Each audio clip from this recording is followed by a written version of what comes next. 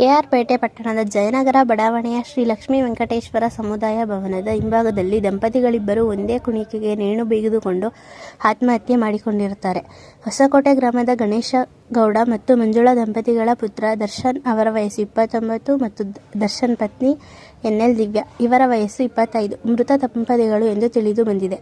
ನಾಟ್ನಹಳ್ಳಿ ಗ್ರಾಮದ ಲಕ್ಷ್ಮಣ ಗೌಡ ಮತ್ತು ಸುನಂದ ದಂಪತಿಗಳ ಪುತ್ರಿಯನ್ನು ಕಳೆದ 3 ವರ್ಷಗಳ ಹಿಂದೆ ದರ್ಶನ್ ಅವರಿಗೆ ವಿವಾಹ ಮಾಡಿಕೊಡಲಾಗಿತ್ತು. ಈ ದರ್ಶನ್ ದಿವ್ಯಾ ದಂಪತಿಗಳಿಗೆ 2 ವರ್ಷದ ಹೆಣ್ಣು ಮಗು ಇದ್ದು, ಈ ಮಗುವಿನೊಂದಿಗೆ ಆತ್ಮಹತ್ಯೆ ಮಾಡಿಕೊಳ್ಳಲು ಪ್ರಯತ್ನಿಸಿದ್ದಾರೆ. ಅದೃಷ್ಟವಶಾತ್ ಮಗು ಬಚಾವ್ ಆಗಿದೆ. ದಿವ್ಯಾ ಮತ್ತು ದರ್ಶನ್ ದಂಪತಿಗಳು ಅನ್ಯೋನ್ಯವಾಗಿದ್ದು, ಆತ್ಮಹತ್ಯಕ್ಕೆ ನಿಖರವಾದ ಕಾರಣ ತಿಳಿದು ಬಂದಿಲ್ಲ. ಘಟನೆ ಕುರಿತು ಮೃತ ದರ್ಶನ ತಂದೆ ಗಣೇಶ್ ಗೌಡ ಅವರು ಪಟ್ಟಣ ಪೊಲೀಸರಿಗೆ ದೂರು ನೀಡಿದ್ದಾರೆ. ಘಟನಾ ಸ್ಥಳಕ್ಕೆ ಕೆಆರ್ಪೇಟೆ ಟೌನ್ ಇನ್ಸ್ಪೆಕ್ಟರ್ ಸುನಿಲ್ ಕುಮಾರ್ ಭೇಟಿ ನೀಡಿ ಮುಂದಿನ ತನಿಖೆ ಕೈಗೊಂಡಿದ್ದಾರೆ.